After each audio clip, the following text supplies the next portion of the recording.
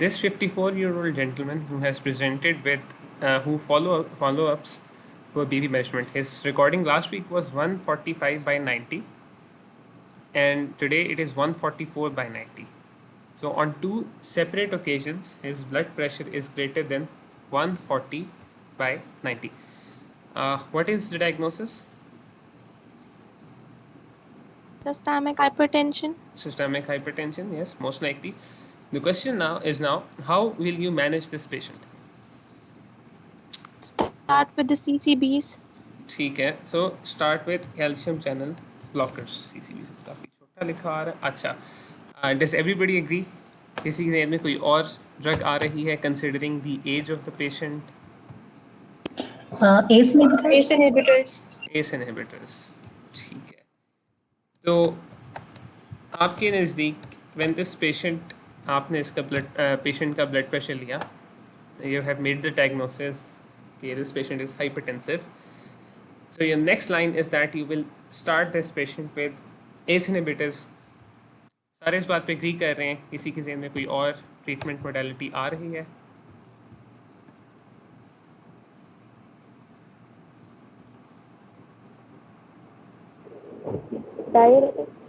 Diuretics, ठीक है, वो तो था ही था. ACE inhibitors are the first line pharmacotherapy in this patient. इस बात पे आपने गौर करना. ACE inhibitors in this patient, because he is less than 55 years old, the first drugs which will be used in this patient for the management of hypertension are ACE inhibitors. But ACE inhibitors, they will not be the first treatment of choice or the first modality of treatment which we will use in this patient. वो क्या होगी? ये मैं बताना भूल गया था पिछली बार. Drugs की जो first choice है, that is ACE inhibitors, definitely. But before starting ACE inhibitors or concurrent to starting ACE inhibitors, क्योंकि इस patient का bottom line है, तो before starting ACE inhibitors, would you like to do something else? Try some other treatment? Lifestyle modification. Lifestyle modification. Excellent. Lifestyle modification. This was something which I forgot to mention last time. That the first treatment for both diabetes and hypertension is lifestyle modification. And lifestyle modification, it includes two things which are very important in the management of blood pressure. The first important thing is weight reduction. The second important thing is exercise. Weight reduction, मुझे इस वक्त सही exact figures नहीं याद आ रहे, but weight reduction, if done properly, it can cause a 5 to 10% decrease in blood pressure. Similarly, exercise can also cause a 5% decrease in blood pressure. So weight reduction and exercise, these are the first line treatments for both hypertension and diabetes. Dash diet बिल्कुल weight reduction के लिए different modalities इस्तेमाल होती हैं. One of them is dash diet. Dash diet से बनता क्या है इसको पढ़ लेना, मुझे नहीं पता. मतलब डाइट का नाम तो है ही है, but there are other important things in that diet as well. तो that was something which I forgot to mention last time when we were discussing hypertension. आज हमने वेल्वुलर लीजन्स डिस्कस करनी है. वेल्वुलर लीजन्स के साथ जो important चीज़ है वो है मर्मर्स. लीजन्स उन पे आने से पहले हम पिछले दिनों से मर्मर्स काफ़ी सुन रहे हैं, ऑडियोज सुन रहे हैं, और थोड़ा बहुत आइडिया हो गया है कि साउंड्स कैसी हैं, S1 S2 ये मर्मर्स के कैरेक्टरिस्टिक्स कैसे हैं.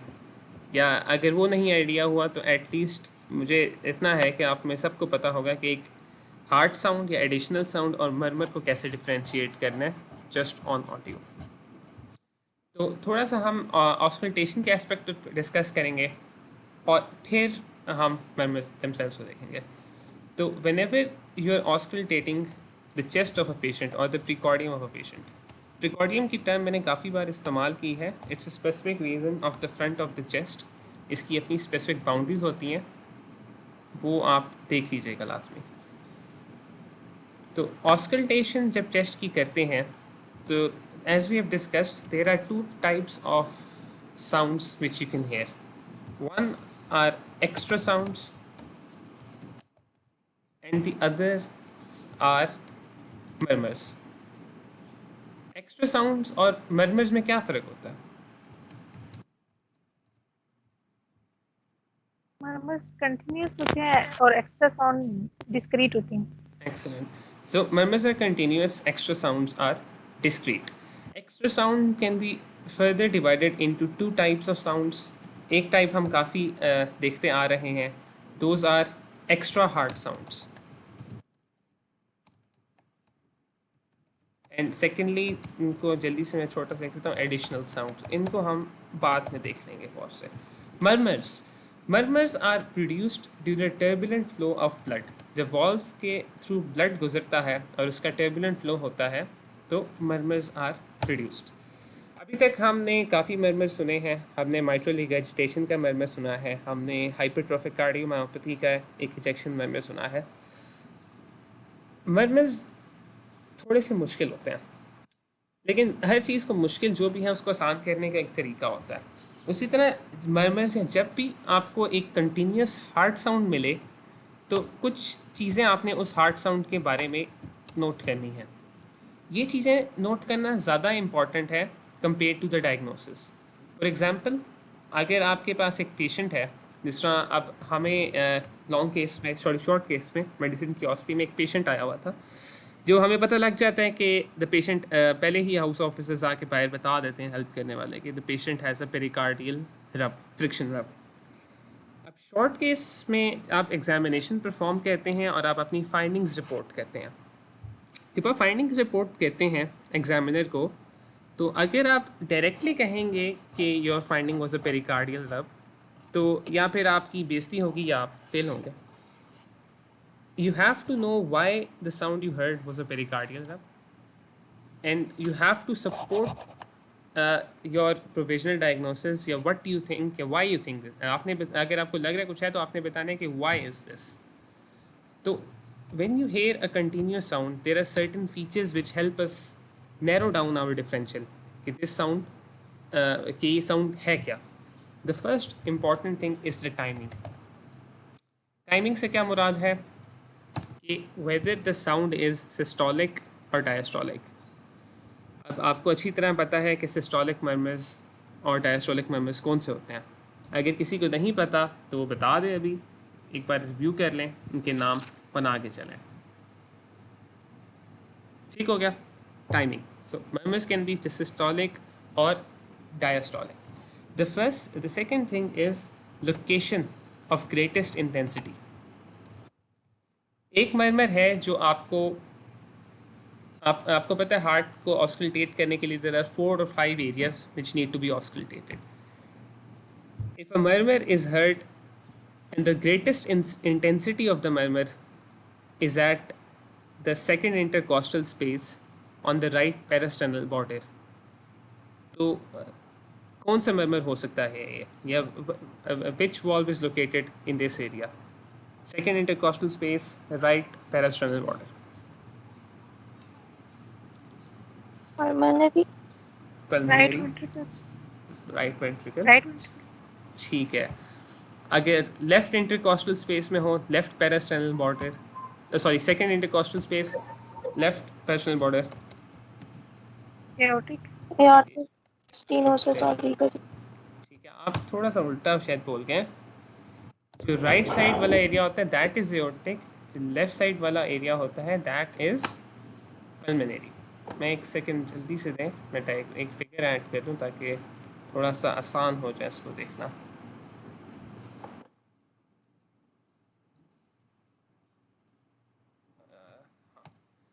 ठीक है. तो location of intensity, these are the locations of the murmurs. ठीक है. तो इस डायग्राम को आप देख लें, A B C D. A is aortic, this one over here pulmonary, tricuspid and mitral. तो जिस एरिया पे सबसे ज़्यादा इंटेंसिटी होगी उस मर्मर की, मोस्ट लाइकली है कि उस एरिया की जो वॉल्व है मर्मर वहाँ से ओरिजिनेट कर रहा है. तो अभी तक सिर्फ इन दो फीचर्स को देखकर ही आप काफ़ी हद तक अपने डिफरेंशियल्स को नैरो डाउन कर सकते हैं. For example, if a systolic murmur is present in the mitral area, किस चीज़ का मर्मर हो सकता है यार? Mitral regurgitation का माइट्रल रिगर्जिटेशन का, mitral एक्सेलेंट, regurgitation बिल्कुल. And if a diastolic murmur is located at the aortic area, aortic regurgitation. aortic regurgitation का, just by timing the murmur, if is it systolic or is it diastolic and checking the location of greatest intensity, आप काफ़ी हद तक narrow down कर सकते हैं कि murmur कहाँ से है. ठीक है, so timing and location of intensity. Thirdly is the loudness of the murmur. Murmurs होते हैं टर्बुलेंट फ्लो की वजह से. अब कल हम एक मर्मर सुन रहे थे एओर्टिक रिगर्जिटेशन का, जिसमें कुछ को S2 सुनाई दे रही थी, कुछ को S2 नहीं सुनाई दे रही थी. तो ऐसे होता है, एक्चुअल प्रैक्टिस में भी ऐसे होता है, कुछ को सुनाई देगी, कुछ को नहीं सुनाई देगी. उसी लिहाज से मर्मर्स की लाउडनेस को ग्रेड करते हैं. मर्मर्स होते हैं टर्बुलेंट फ्लो की वजह से. टर्बुलेंट फ्लो हम कहते हैं ऑस्कल्टेट. अगर हम इस टर्बुलेंट फ्लो को फील कर सकें, पैल्पेट कर सकें, तो ये मर्मर, फिर इसको हम क्या कहेंगे? मर्मर को अगर हम पैल्पेट कर सकते हैं, थ्रिल कहेंगे. एक्सेलेंट. तो इसी तरह मर्मर्स की लाउडनेस को ग्रेड किया जाता है. मैं आपको जल्दी से ग्रेडिंग दिखा देता हूँ ताकि आपको एक ओवरव्यू हो जाए इस चीज़ का. ठीक है, अगर आप एक मर्मर पैल्पेट कर सकते हैं, थ्रिल पैल्पेट कर सकते हैं, then it's a grade 4 murmur. अगर मर्मर स्टेथोस्कोप के बगैर ही सुनाई दे, entirely of the chest, not touching the skin, it's grade 6. अगर मर्मर नॉर्मल आप सुनाई दे रहे हैं, पैल्पेट नहीं कह सकते, इट्स अ ग्रेड 3.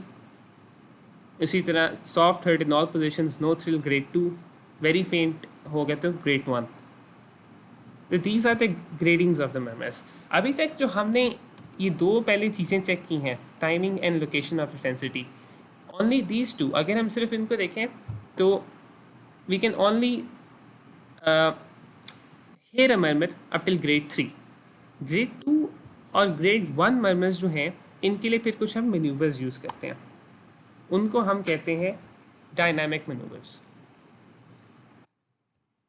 जो हमारी मदद करते हैं. अब डायनामिक मैन्यूवर्स में थोड़ा सा कॉन्सेप्ट आता है, अगर आप ये समझ जाएंगे तो MCQs वाइवा के लिए चीज़ें काफ़ी आसान हो जाएंगी. अच्छा, right heart, left heart, I think ये डायग्राम ईजी रहेगा इस पर समझ आना. राइट हार्ट पे वीनस रिटर्न जो आता है, superior vena cava, inferior vena cava, right heart में. लेफ्ट हार्ट में जो आता है वीना के आता है लंग से. एक जो बेसिक कॉन्सेप्ट है ऑस्कल्टेशन में, वो ये है कि जितना ज़्यादा ब्लड फ्लो करेगा एक वॉल्व के अंदर, उतना ज़्यादा मर्मर की इंटेंसिटी इंक्रीज होगी. अब हम राइट साइडेड मर्मर्स की जल्दी से बात कर लेते हैं. राइट साइडेड मर्मर्स में ट्राइकस्पिड और पल्मोनरी मर्मर्स आते हैं. इनके अंदर से जब ब्लड फ्लो इंक्रीज होगा तो इन मर्मर्स की इंटेंसिटी बढ़ेगी. राइट साइड के ब्लड फ्लो इंक्रीज कैसे होगा? राइट हार्ट के अंदर ब्लड या ट्राइकस्पिड वॉल्व के क्रॉस ब्लड फ्लो कैसे इंक्रीज होगा? वीनस रिटर्न ज़्यादा हो. एक्सेलेंट, वीनस रिटर्न ज़्यादा हो. Venous return normal physiological conditions में कब ज़्यादा होता है? मतलब अभी मैं बैठा हूँ, उस वक्त सांस ले रहा हूँ, तो कोई ऐसी कंडीशन है जिसमें Sympathetic overactivity or inspiration. ठीक है, sympathetic overactivity is pathological. Inspiration, excellent. ठीक है, inspiration is the term. Inspiration increases the venous return on the right side. तो inspiration right side का venous return increase करता है. तो इसका क्या मतलब है कि during inspiration intensity of all right sided murmurs will be increased. ये बात आपको समझ आ गई? अच्छा, और इंस्पायरेशन में राइट साइडेड मर्मर्स इंक्रीज हो जाते हैं. लेफ्ट साइड का वीनस रिटर्न कैसे इंक्रीज करेगा? Expiration. एक्सपायरेशन में, एक्सीलेंट। तो अगर मर्मर की लाउडनेस एक्सपायरेशन पे इंक्रीज कर रही है तो it's a left sided murmur. ये थे वीनस रिटर्न की बातें कुछ। तो अगर आपके पास एक मर्मर आ रहा है, it is increasing in intensity on inspiration, it is right sided, otherwise it's left sided अगर ऑपोजिट हो रहा है। जिस तरह भी हमने वीनस रिटर्न की बात की, उसी तरह आफ्टर लोड की एक बात है। आफ्टर लोड का क्या मतलब है? द रेजिस्टेंस या the pressure against the heart which the heart has to pump. After load कब इंक्रीज होगा? एक सिंपल सा मैनूवर है जो आफ्टर लोड इंक्रीज करता है, दैट इज़ कॉल्ड स्क्वाटिंग। जब आप घुटनों के बल बैठ जाते हैं, घुटनों के बल बैठने से जितनी भी वेसल्स हैं लेग्स की, उन पे एक एक्सटर्नल प्रेशर अप्लाई होता है जिसकी वजह से आफ्टर लोड इंक्रीज करता है। तो इससे जो लेफ्ट साइडेड मर्मर्स हैं वो उनकी इंटेंसिटी इंक्रीज हो जाती है। तो dynamic manoeuvres, whenever you hear a heart sound, an extra sound on auscultation, एक लब डब के अलावा, the first thing, is it a sound, is it discrete in time और इज इट अ मर्मर? अगर continuous है तो time it, is it present, is it systolic, is it diastolic, where is the location, what is the loudness of the murmur, what is the effect of dynamic maneuvers? If you can answer these 4 questions, it will not matter what your diagnosis is. अगर आप mitral regurgitation नहीं बोल पाते तो that will not matter, but if you can tell that it is a systolic murmur present, maximum intensity is at the 5th intercostal space, mid-clavicular line, it is a grade 3/6 murmur and it increases in intensity on expiration, that is enough, that is what is required, that is what will help. तो ये थोड़ा सा एक introduction था murmurs का जो हम नहीं कर पाए डिस्कस काफ़ी अच्छे से। अब हम आ जाते हैं वाल्वुलर डिजीजेस में। भाई हाँ। भाई एक बात पूछूं। पूछें। जो पेरिकार्डियल रब और पेरिकार्डियल नॉक होता है, ये दोनों कौन सी कैटेगरी में आएंगे? मर्मर नॉक, में एक्स्ट्रा साउंड। ठीक है। जो नॉक होता है ना, knock is a discrete sound, knock is a discrete sound. हमें एक वक्त आके लग रही थी, मतलब हमने जब सुना था तो it was not present for a continuous time, for just a short duration of time. तो a pericardial knock is an additional sound, it's not an extra heart sound, it's an additional sound. ये हम एक सुन चुके हैं। As it is discrete, it's not present continuously. जो वो है दूसरा क्या था, फ्रिक्शन रब। फ्रिक्शन रब इज प्रेजेंट थ्रू आउट, ठीक है। तो क्योंकि लेकिन फ्रिक्शन रब होता नहीं है, उसकी वजह से वॉल्स और टर्बुलेंट फ्लो की वजह से, तो I am not exactly sure कि वो मर्मर में इंक्लूड होगा या नहीं होगा, लेकिन it's not an extra sound, ये मुझे पता है। मैं उसका आपको कंफर्म कर दूंगा। Pericardial knock is an extra sound. Okay भाई, थैंक यू। अच्छा, तो अभी हम आते हैं आज के डिस्कशन की तरफ से। अगेन एक केस स्टेटमेंट होगी briefly, will discuss the history, premorbids, these are the questions we will try to answer for every case. Premorbids, HOPC, pain, if there shortness of breath, examination पे vitals, pulse, BP, GPE, precordial, and then we'll try to see relevant investigations as well, ताकि हम एक diagnosis तक पहुंच सकें। तो ये एक जनरल स्कीम है which we will follow throughout. इसको कॉपी करते हैं, इसको पेस्ट करते हैं, and let's take a look at our first case of the day.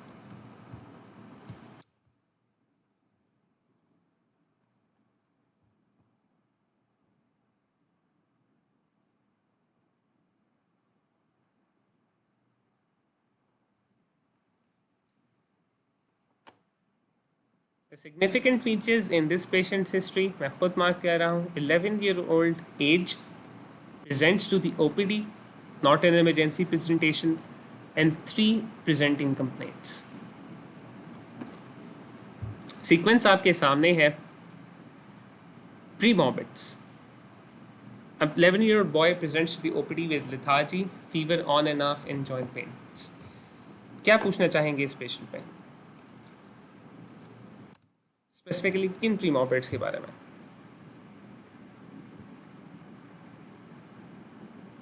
या मैं इसकी term respiratory tract infection, excellent. Comorbid साथ में लिख लेता हूँ। Respiratory tract infection, history of upper respiratory tract infection 3 weeks back. Sore throat की history पूछेंगे. बिल्कुल, सोर थ्रोट की हिस्ट्री पूछेंगे. तो history of upper respiratory tract infection और sore throat in this patient. 3 week back. Skin infection.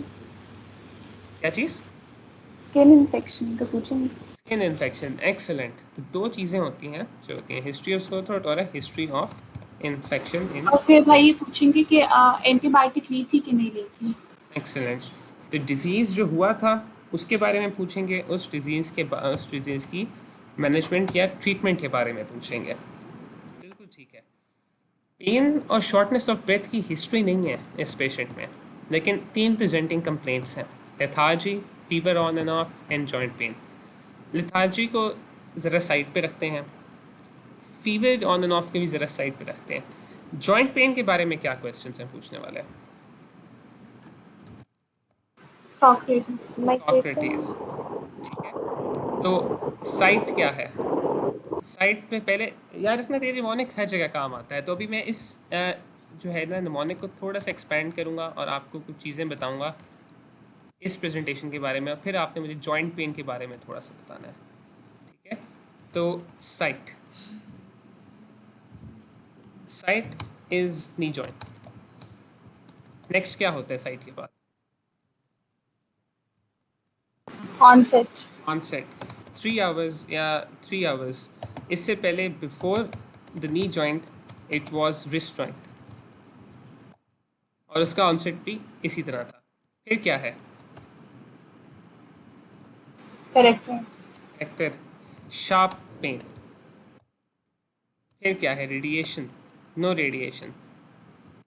Associated factors का क्या पूछ एसोसिएटेड फैक्टर्स क्या क्या पूछेंगे? Skin nodules. Excellent. Skin nodules. They are present. और क्या पूछेंगे? Any sort of rash. ठीक है. स्किन नोड्यूल्स, या आप पेशेंट से सिंपल पूछेंगे रैश. आप नोड्यूल्स नहीं समझ आई, let's say rash is present. ए से एसोसिएटेड और factors. Involuntary movements. Involuntary movements. Excellent. Involuntary movements आप एग्जामिनेशन पे ऑब्जर्व भी कर लेंगे और या उसकी वालदा से उसे पूछेंगे. बेहतरीन हो गया. टी से क्या होगा? Time. Timing. And finally, is exacerbating factors and severity. Exacerbating factors, movement. Chest pain based on this history, joint pain की, सिर्फ joint pain की मैं बात कर रहा हूँ. Is this degenerative joint pain और inflammatory joint pain? लिखने की ज़रूरत नहीं है. Inflammatory. ठीक है. This is most likely inflammatory joint pain. एक और चीज़ होती है खास कैरेक्टरिस्टिक इन्फ्लेमेटरी और डिजेनरेटिव जॉइंट पेन को डिफ्रेंशिएट करने के लिए. वो क्या होती है? एक काफ़ी classic early morning stiffness. Early morning stiffness. Excellent. तो पेन ऑन ऑफ का, इसके अलावा एसोसिएटेड फैक्टर्स में एक चीज़ जो पूछनी लाजमी है जॉइंट पेन में, याद रखना, इज़ स्टिफनेस. और स्टिफनेस का अर्ली मॉर्निंग का क्राइटेरिया काफ़ी डिफाइंड है. अगर stiffness is greater than 1 hour, ठीक है, if it's greater than 1 hour, then pain is most likely inflammatory. It's not degenerative. Degenerative pain में भी अर्ली मॉर्निंग स्टिफनेस होती है, but if the pain stiffness is greater than 1 hour, it's. तो अभी तक हमने हिस्ट्री ऑफ प्रेजेंटिंग कंप्लेंट इस patient की देख ली. अब हम भाई ये जो मूवमेंट के साथ होती है, ये तो मैकेनिकल या डिजेनरेटिव पेन ही होती है. बिल्कुल, मैकेनिकल और डिजेनरेटिव पेन भी मूवमेंट के साथ होती है. अच्छा, कहीं चलो मैं आपको थोड़ा सा इसका एग्जांपल देता हूँ. इन्फ्लेमेशन की जो 4 कार्डिनल फीचर्स थे उसमें से एक पेन भी है. अब कहीं एब्सेस बना हो, अगर आप एब्सेस को हाथ लगाते हैं तो दर्द होती है, या कहीं इन्फ्लेम्ड हो टिश्यू. यस. तो अगर उस एरिया की मूवमेंट हो, let's say it's the joint, अगर जॉइंट इन्फ्लेम्ड है तो जॉइंट की मूवमेंट के साथ भी पेन हो. ठीक है. Okay ma'am. But thing is the pain betters with movement. मतलब स्टार्ट मूवमेंट में पेन होगी, but as movement progresses it becomes better. Degenerative में इट वर्सन्स. यस सही ठीक है, तो अभी हम ने इस पेशेंट की हिस्ट्री देख ली, vitals, pulse, blood pressure, unremarkable, general physical examination sir इस पेशेंट के जल्दी से देखते हैं। ठीक है, so let's take a look at the general physical examination of the patient. Associated features में पेशेंट ने कहा कि a rash was present, so we examine the back of the patient and this is what we see.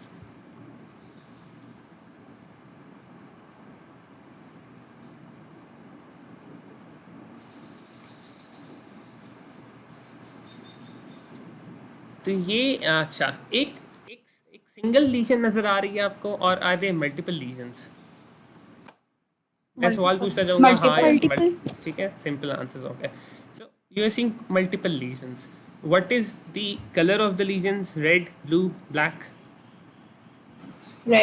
Red colour है, ठीक है।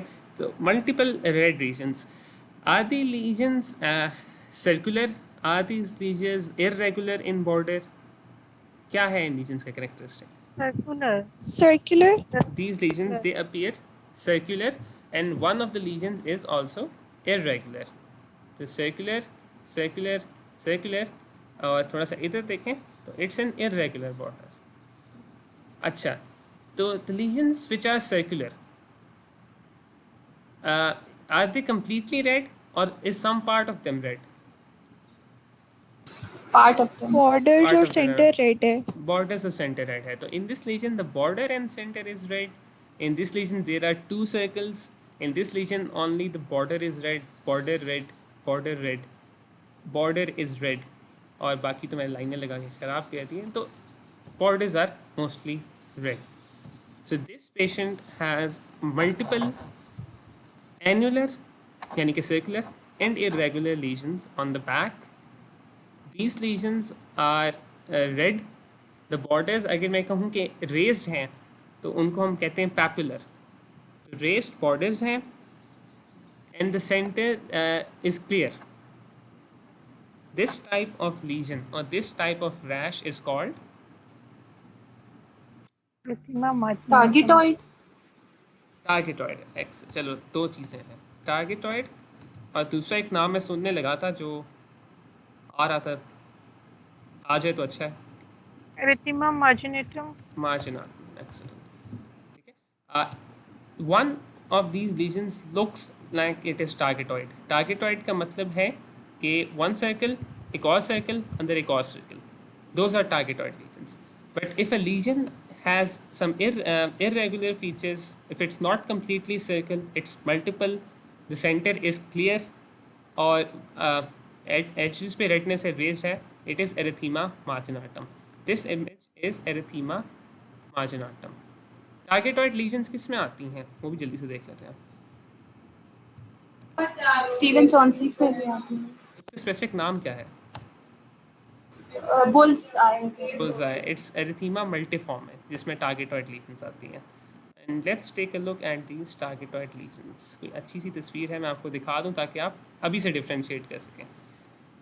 तो हम देखते हैं targetoid lesion, targetoid lesion, targetoid lesion, I think this is good.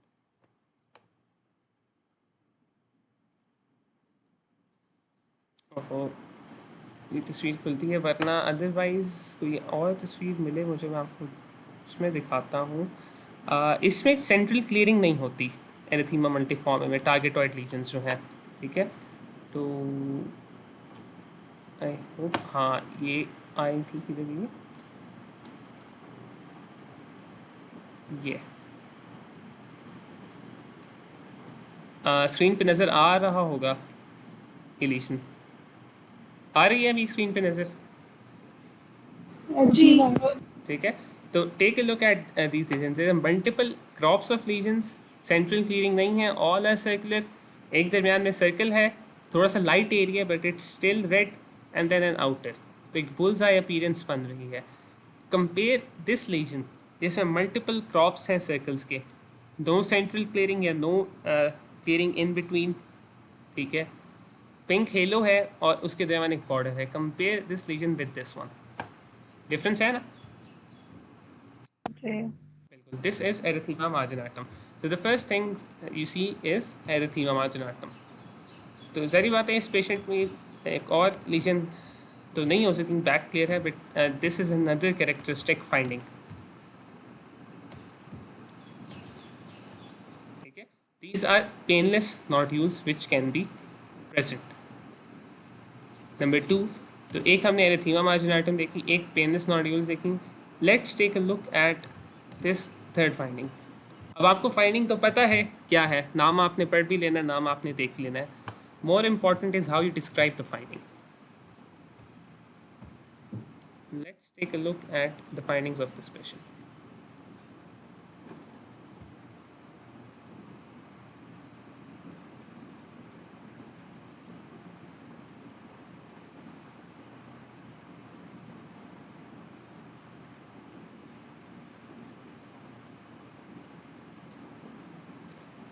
Video सही तरह play हो रही है, नज़र आ रहा है सबको? जी आ रहे. ठीक है, तो take a look again.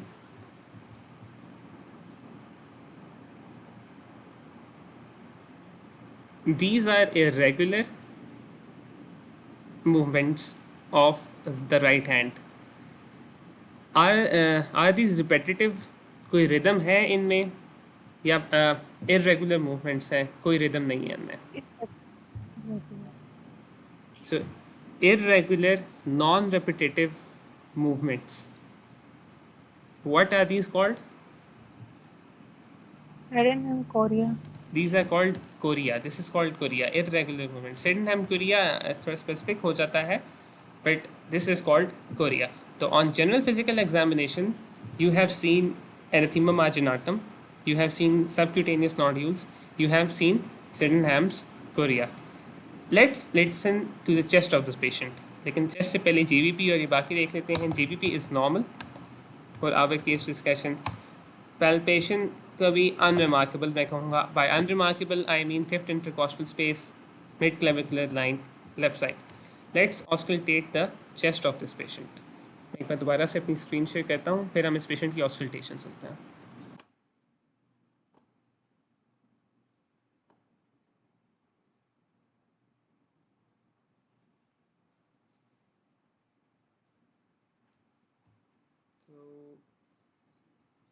Auscultation of the patient.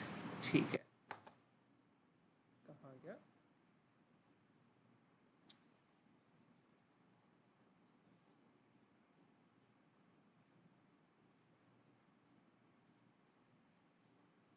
Murmur मिल रहा है. अच्छा, मर्मर मैं आपको एक सेकंड सुनाता हूँ. अच्छा, so we are auscultating the apex of the area, apex of the heart, fifth intercostal space, mid clavicular line, and this is what we hear.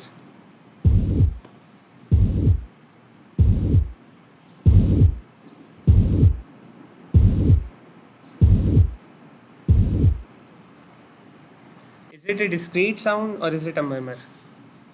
First question. Murmur. So this was a murmur. अच्छा, तो heart rate is slow.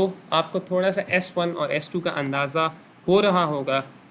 एक बार दोबारा सुने, अगर आप अंदाज़ा कर सकते हैं तो वेल एंड गुड. वो और फाइनली इस मर्मर का कैरेक्टरिस्टिक क्या है, मतलब is it blowing murmur, a rumbling murmur? तो इन दो चीज़ों पर ज़रा गौर करें.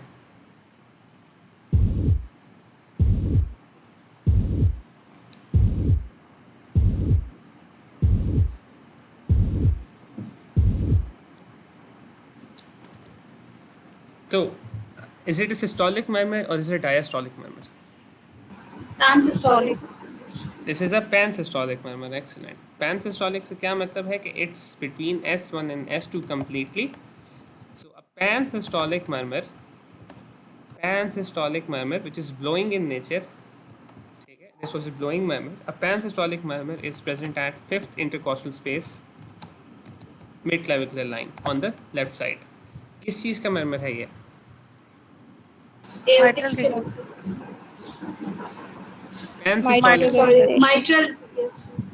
माइट्रल क्या? एओर्टिक स्टेनोसिस, माइट्रल स्टेनोसिस किस चीज़ का मर्मर? माइट्रल रिगर्जिटेशन का मर्मर है. शुक्र है, मुझे हार्ट अटैक होने लगा था. So this patient has a murmur, we have identified it as a murmur of mitral regurgitation. So let's summarize this case. और जल्दी से फिर आगे चलते हैं. So we've seen a patient, an 11-year-old boy, who presents with fever, lethargy, joint pain. There's a history of upper respiratory tract infection. History of presenting complaint. We've seen that the inflammation is most likely inflammatory. On examination, relevant features. On examination, there's erythema vaginatum, there's Sydenham chorea, and subcutaneous nodules. And now we've auscultated a murmur of mitral regurgitation. Based on this history and examination, what is your diagnosis? Rheumatic fever. Rheumatic. Excellent. So your clinical diagnosis is rheumatic fever. Based on just this clinical evidence, can we convert this clinical diagnosis into a definitive diagnosis, or do we need to perform any specific investigations? Yes, investigations. कौन सी investigations? ASO titer कराएंगे. ASO titer, excellent.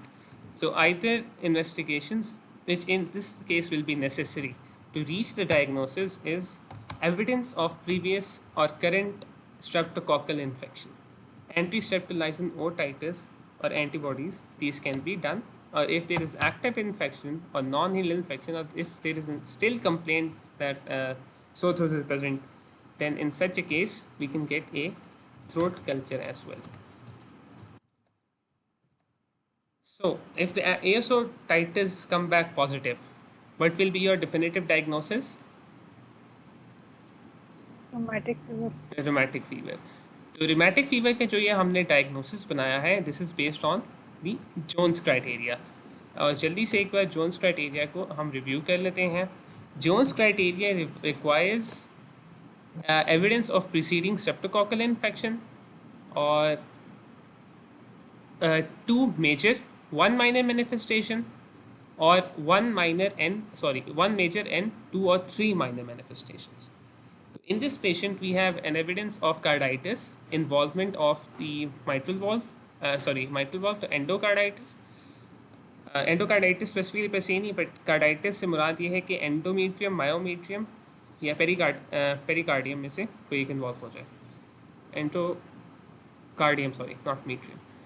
So carditis, erythema marginatum, chorea. Three major evidence. One minor criteria is fever, and we have evidence of ASO, previous infection. So this patient has rheumatic fever. Rheumatic fever की treatment कैसे करते हैं? Penicillin देते हैं. Excellent. तो rheumatic fever की treatment में penicillin देखते हैं. Treatment यहाँ left side पे लिखी हुई भी है मैंने, और आपने एक बार उनसे देख ली है. This was our first case of a patient who has rheumatic fever. The murmur we heard was the murmur of mitral regurgitation. Let's take a look at case number 2 for today.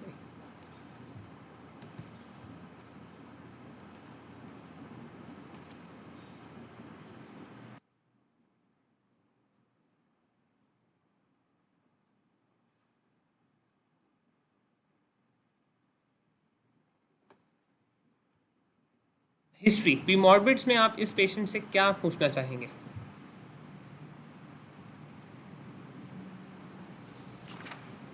क्या इस patient की as 30 old age है, young patient है? Young patient है. तो young patients में usually वॉल्वुलर problems होते हैं. Yes. No. Young patients में always remember these problems जो भी mostly problems जो हैं they have causes, risk factors. Old age में a lot of processes are going on. In this patient, those processes जो होते हैं old age, atherosclerosis etc., they are not possible. So we have to find out the cause. Cause के सबसे पहले फिर पता हमें कराने के लिए we ask for premorbids.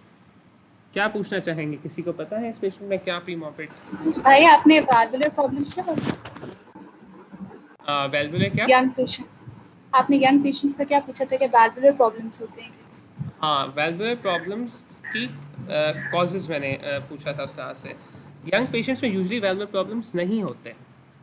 Valvular problems old age में जाके डेवलप होते हैं, क्योंकि ओल्ड एज में डिजेनरेशंस हो रही होती हैं, एथेरोस्क्लेरोटिक प्रोसेसेस हो रहे होते हैं. तो ये जब चेंजेस आपको एक पेशेंट पे आपको पता है कि 30-year-old पेशेंट में ये चेंजेस नहीं होंगे, तो you have to find out why these changes are happening in this patient.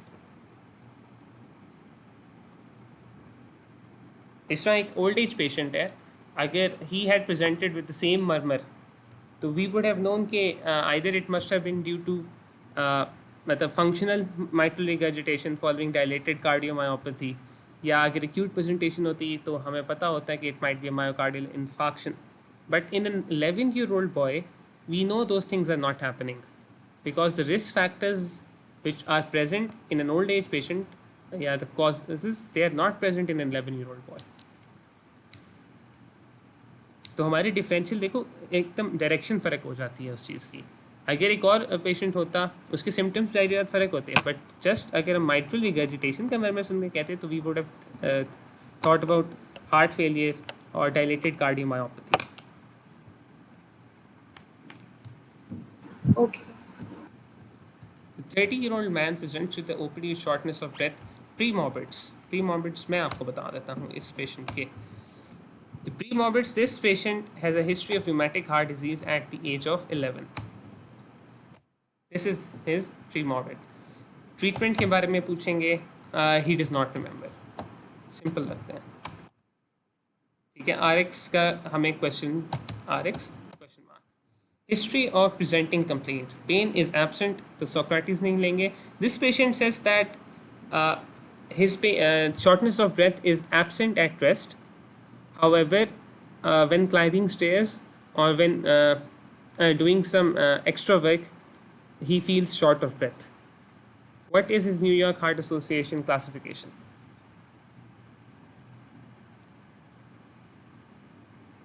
When climbing stairs or when doing some minimal exertion, he feels short of breath.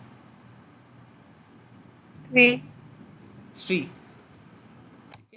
If subnormal activity causes shortness of breath, then it is 3. This patient has a New York Heart Association classification of 2. तो ये चीज़.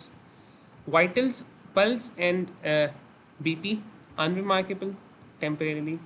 GPE में भी कुछ नहीं है. JVP और palpation पे focus करते हैं और finally auscultation पे. Let us palpate this patient chest.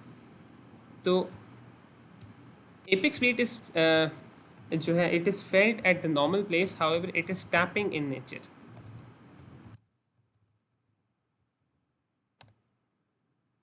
अच्छा, एक और चीज़ मुझे ज़हन में आ गई. JVP जो है वो किस चीज़ का एरिया का प्रेशर मेजर करती है?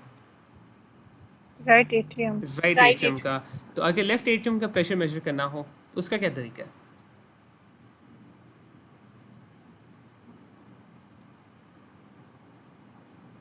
Pulmonary venous pressure. Pulmonary Venus pressure. Excellent. तो कैथेटर से पल्मोनरी वीनस प्रेशर मेजर करते हैं, तो वो हम देखेंगे. तो इस पेशेंट की जो एपेक्स बीट है, it is tapping in nature. Tap हो रहा है, tap tap tap. Let's auscultate the chest of this patient. JP raised था. JVP नॉर्मल था इस पेशेंट पे. हाँ चलिए मैं लिख देता हूँ. JVP is normal. Apex beat is tapping in nature. Let's auscultate the chest of the patient.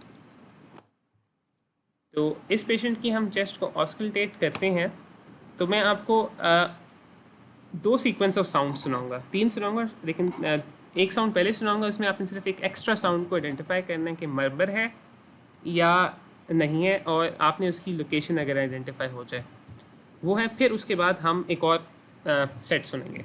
तो have a listen to this, और फिर आप मुझे बताएं कि इज़ इट अ मर्मर और is it an additional sound.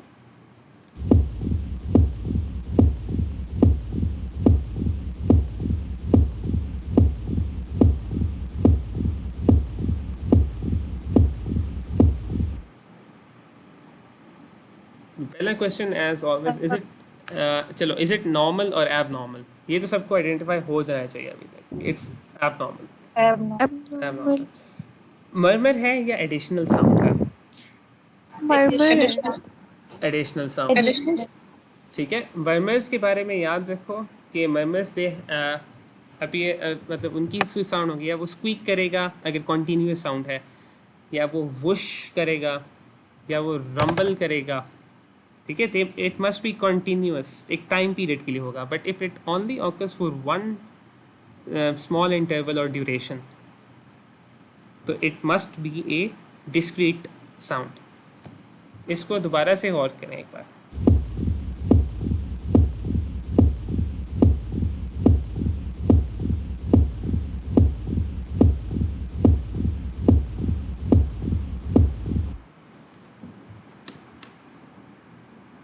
Discrete sound थी या मरमर था?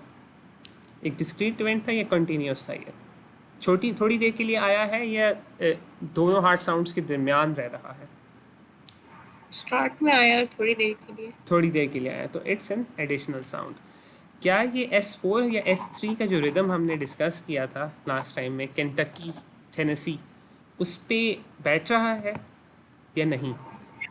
नो. नहीं बैठ रहा, but it's an heart sound. ठीक हो गया. This is an additional sound. हमें अभी तक ये पता लग गया. अब हम कोशिश करते हैं एक बार दोबारा. भाई ये बिल्कुल पेरिकार्डियल नॉक की तरह है जिससे हमने कल सुनी थी. हाँ, थोड़ा सा उसी तरह एक डिस्क्रीट साउंड आ रही है. ठीक है, डिस्क्रीट एक साउंड आ रही है बिल्कुल. इसको हम एक बार ज़रा दोबारा सुनते हैं. यह है पेरिकार्डियल नॉक नहीं, थोड़ी सी क्वालिटी फ़र्क है. मैं उसके बाद आपको दोबारा सुनाऊंगा. आपने अभी इस बार ये गौर करना है कि क्या ये सिस्टोलिक है, क्या ये डायस्टोलिक है. आप अभी आइडेंटिफाई करें इसको, अगर आप कर सकते हैं तो.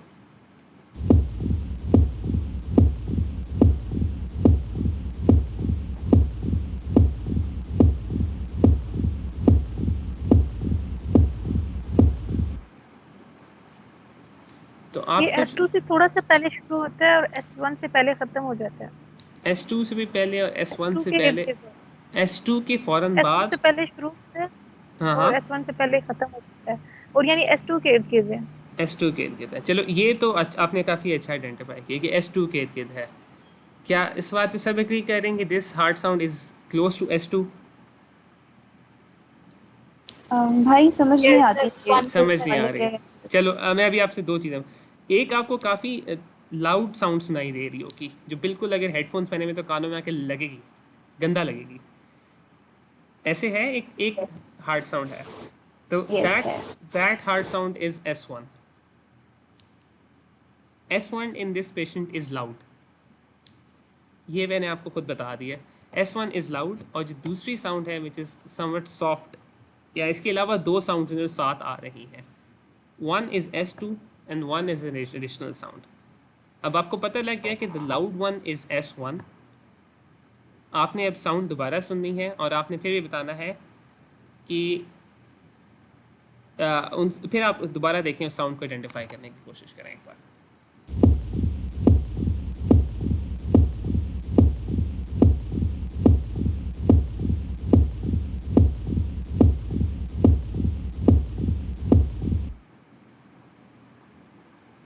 तो देयर इज़ एन S1. उसके बाद दो साउंड्स आ रही हैं. इनका रिदम कुछ इस तरह बन रहा है, धूम तरफ धूम तरफ धूम तरफ. One sound loud S1 and two sounds are coming afterwards. जो उनमें से पहली साउंड है दैट इज़ S2, और उनमें से जो अगली साउंड है, the third sound in the sequence, तुम तारफ तुम तारा तुम तारा तुम, S1 ता S2 रा, that is an opening snap. So S1, S2 and a discrete sound जो थोड़ी देर के लिए आती है. तो we know it's an additional hard sound. It's not S3 और S4 क्योंकि rhythm नहीं है. It's somewhat harsher. This is an opening snap. और ये हम सुन रहे हैं fifth intercostal space mid clavicular line पे. इस सीक्वेंस को एक बार दोबारा सुनें.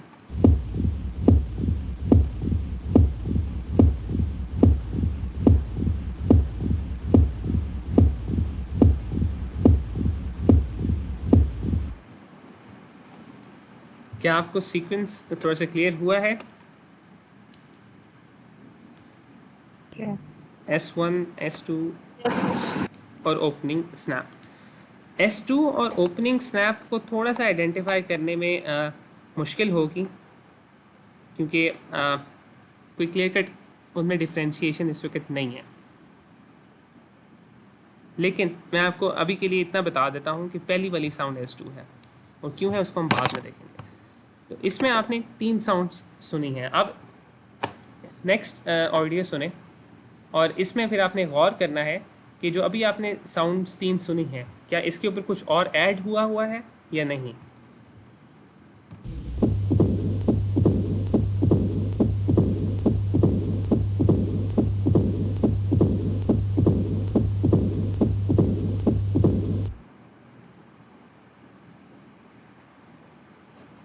तो जो पहली हमने ऑडियो फाइल सुनी थी, उसके अंदर जो सीक्वेंस है, जो मैंने आपको मतलब बोल के बताया था कि दुम तारा, एक साउंड, दूसरी साउंड, तीसरी साउंड, क्या वो आपको सुनाई दे रही हैं इस ऑडियो में? जी, सीक्वेंस है वही वाला। सीक्वेंस वही वाला है, थोड़ी सी ऑडियो डिफरेंट है, सीक्वेंस वही वाला है। उस सीक्वेंस के अलावा कुछ और भी है इस हार्ट साउंड में, उसको ज़रा सुने।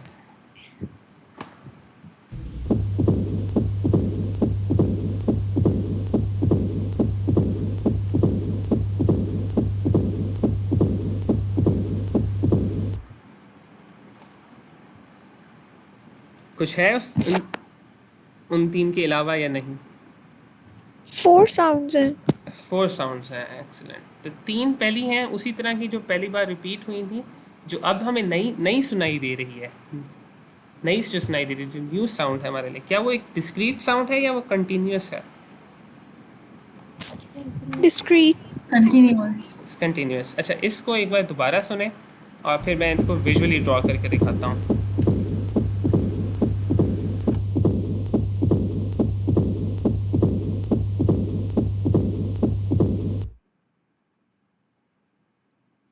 एक S1 सुनाई दे रही है, एक S2 सुनाई दे रही है। S2 के फ़ौरन साथ ही एक हमें और साउंड सुनाई दे रही है, उसको हम इधर S2 लिख लेते हैं। उसके बाद ये साउंड थी जो हमने ओपनिंग स्नैप कहा था, और उसके फ़ौरन बाद अगर ये बेसलाइन है तो एक कंटिन्यूस साउंड आ रही है। इस जो फिगर है, इस फोनेटिक रिप्रेजेंटेशन को ज़हन में रखते हुए इस साउंड को एक बार दोबारा सुने।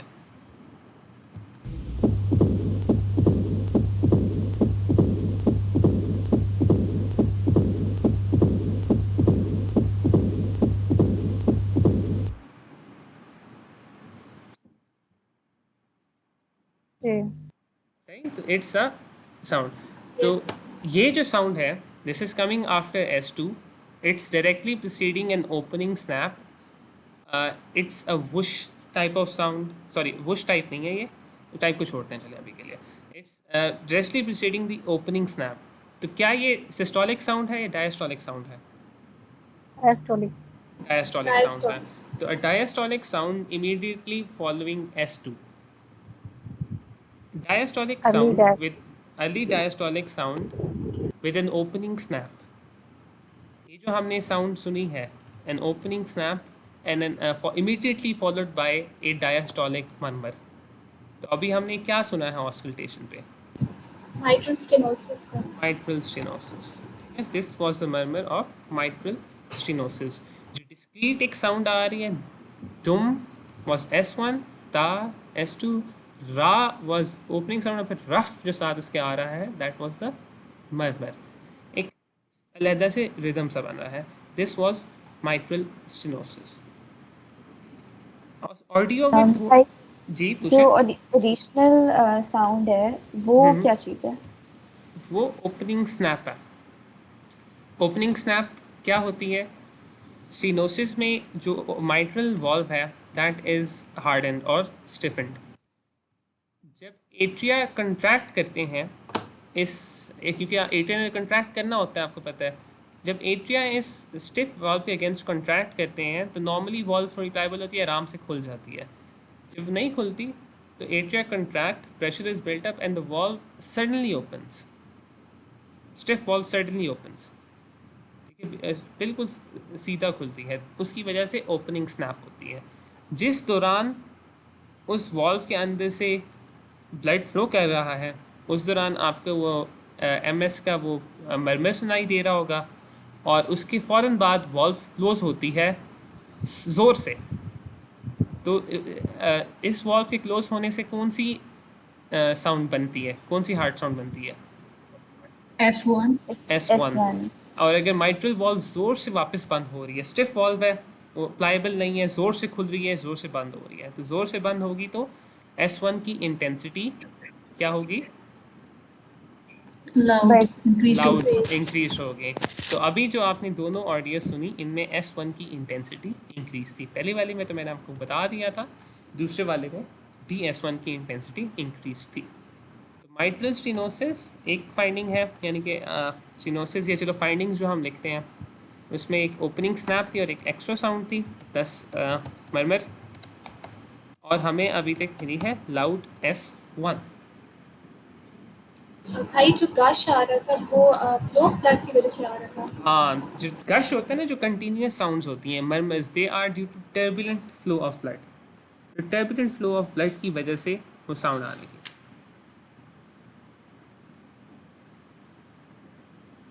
माइट्रल स्टेनोसिस के अंदर ये जो लाउड S1 है, ये वाली बात अभी भी नहीं समझ आई। लाउड S1 की बात समझ नहीं आई?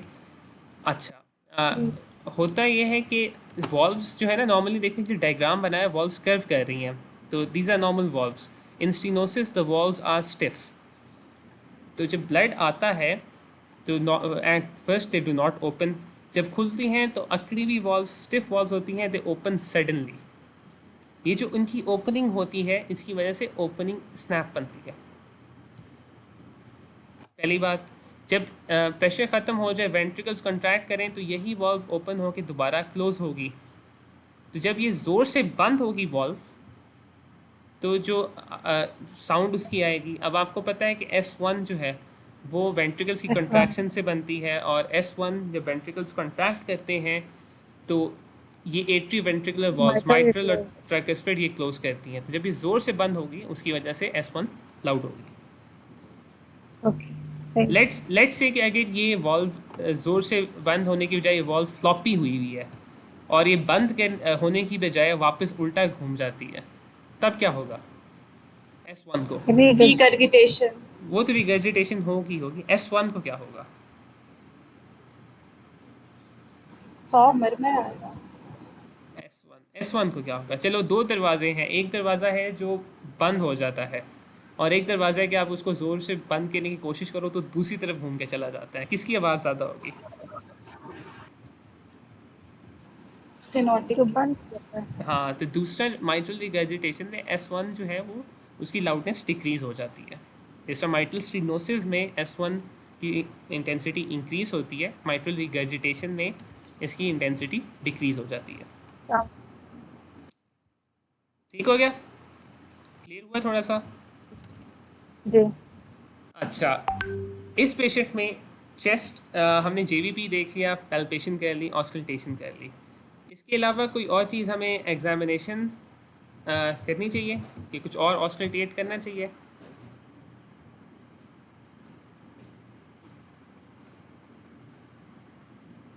हमने इस पेशेंट का हार्ट ऑस्कल्टेट किया अभी तक, क्या हमें स्टेथोस्कोप के साथ कुछ और ऑस्कल्टेट करना चाहिए? लंग्स ऑस्कल्टेट करनी चाहिए, ठीक है, ऑलवेज ऑस्कल्टेट लंग्स। तो लंग्स ऑस्कल्टेट हम करेंगे इस पेशेंट की दोबारा से। दोनों लंग्स हमने पीछे से ऑस्कल्टेट की हैं, लोअर रीजन उसके, लोअर फील्ड्स को, और हमें ये सुनाई दे रहा है।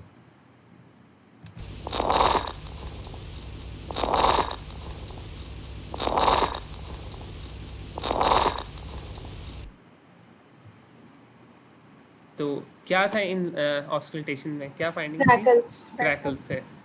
तो इस पेशेंट में लंग्स में क्रैकल्स भी थे, ठीक है। तो क्रैकल्स, यस, दे सिग्निफाई पल्मोनरी एडीमा। तो बायलैटरल लंग क्रैकल थे। अभी तक clinically what is your diagnosis in this patient? Mitral stenosis की वजह से पल्मोनरी एडीमा हो गया। पल्मोनरी एडीमा हो गया। तो पल्मोनरी एडीमा जब हो, उसको सेकेंडरी रूमेटिक फीवर, स्टेनोसिस, उसको क्या कहते हैं?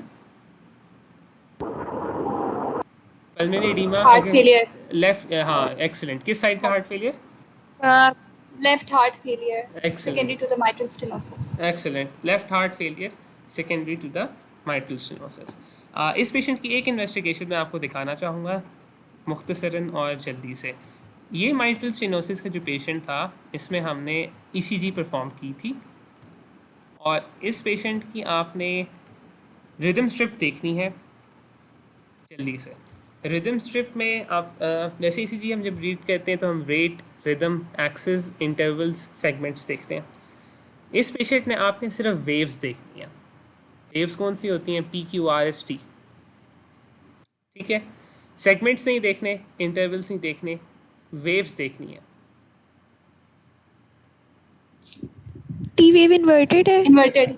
एक्सेलेंट, टी वेव इन्वर्टेड है। और एक और वेव में बड़े मसले हैं, वो थोड़ा सा मैं आपका विजन नैरो डाउन करता हूँ। इस वाली रिदम स्ट्रिप को देखें, इसमें काफ़ी अच्छा नजर आएगा। Q wave, P wave. Q wave Q wave और है डबल इसमें? पी वेव है, डबल ठीक। P wave. पी वेव आपको डबल लग रही है, एक्सीलेंट। ये फाइंडिंग मैं दिखाना चाह रहा था। इस पेशेंट की जो पी वेव है, इसको अगर हम, ये मेरे एक सेकंड आपको दिखाता हूँ। अच्छा, इस पेशेंट की जो पी वेव है, मैं बोर्ड एक्सेस नहीं कर पा रहा, एक सेकंड, हाँ। अच्छा, इस पेशेंट की जो पी वेव है, उसको अगर हम बॉक्सेस के लिहाज से देखें तो it's greater then 2 boxes at least, ऐसे ही है। इस कंडीशन में इट्स ग्रेटर देन 3 बॉक्सेस, इसमें भी ऐसे ही है। जो ये वाला क्यूरियस कॉम्प्लेक्स है, इसमें तो ऊपर और नीचे थोड़ा सा आ रहा है, लेकिन इस वाले में कंप्लीट एम बन रहा है, ऐसे है कि नहीं? Yes, Yes. ठीक है। तो this patient who has a prolonged P wave, prolonged मतलब टाइम ड्यूरेशन में prolonged, meaning greater than 2.5 small boxes, and it forms an M. This patient has a P mitrale. And what does a P mitrale signify? P wave क्या signify करती है itself? What does the P wave stand show us? Atrial contraction. Mitral stenosis की वजह से atrial contraction बहुत prolong हो गई है। Prolonged हो रही है, excellent. This P wave signifies that left atria is dilated or the left atria is enlarged. ठीक है। तो in this patient जिसमें हमें एक मर्मर सुनाई दे रहा है ओपनिंग स्नैप के बाद, diastolic murmur, and on ECD we are seeing a prolonged P wave which indicates left atrial enlargement. This patient has mitral stenosis. इस पेशेंट में एक कॉम्प्लिकेशन हो सकती है due to left atrial enlargement. Atrial thrombus बन सकता है। Arrhythmia. Excellent, atrial thrombus atrial बन सकता फिब्रिलेशन। है और फिब्रिलेशन, इरिथमिया, फिब्रिलेशन और एक एट्रियल थ्रोम्बस बन सकता है। एक्सीलेंट, बिल्कुल ऐसे ही है। तो this was atrial mitral stenosis, mitral regurgitation, mitral stenosis. तो एक पेशेंट है जिस, अब इसमें दो की पॉइंट्स टेक अवे हैं। जब पेशेंट, यंग पेशेंट्स जो होते हैं जिनमें रिमेटिक हार्ट डिजीज़ होता है, उनमें जो फर्स्ट प्रेजेंटेशन होती है, जो मोस्ट लाइकली कार्डाइटिस का जो एविडेंस है, that is pulmonary regurgitation. However, in patients who have had previous history of rheumatic heart disease, उनमें most common lesion क्या है? Most stenosis. stenosis, excellent. तो pulmonary stenosis। जल्दी से अगला केस देखते हैं। इसकी मैं फाइंडिंग्स आपको बताता हूँ, लेकिन एक और चीज़, tapping apex beat is characteristic of mitral stenosis. तो फाइंडिंग्स मैं इन सारों की स्पेसिफिक वाली लिख रहा हूँ। तो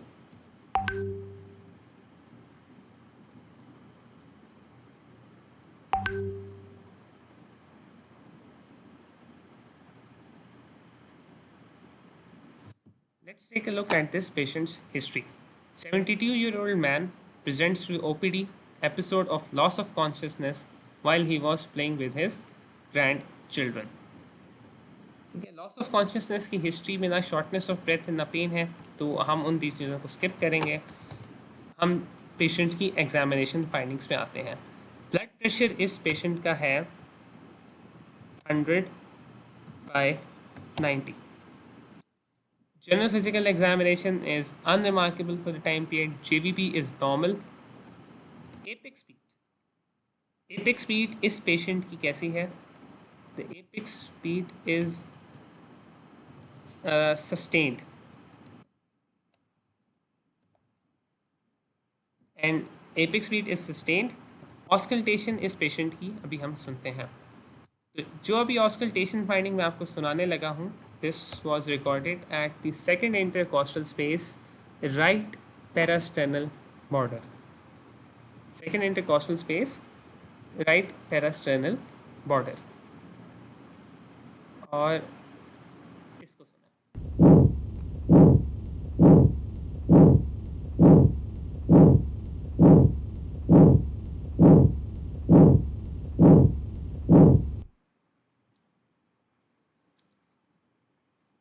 ये मरमर था या एक्स्ट्रा साउंड थी?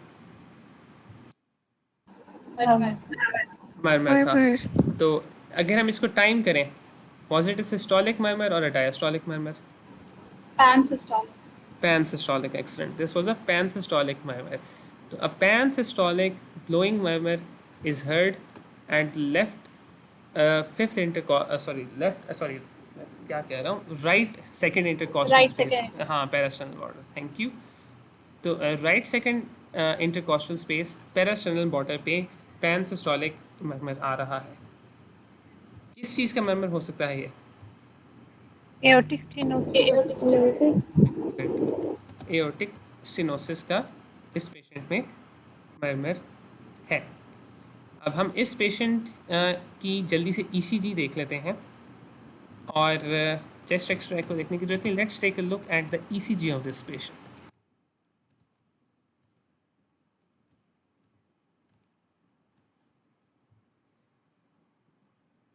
रेट, रिदम, एक्सेस सारी चीज़ें हैं। दो चीज़ों पे आपने गौर करना है। ईसीजी आप पहले भी देख चुके हैं। क्या आप लोगों को याद आ रहा है किस चीज़ की ईसीजी है?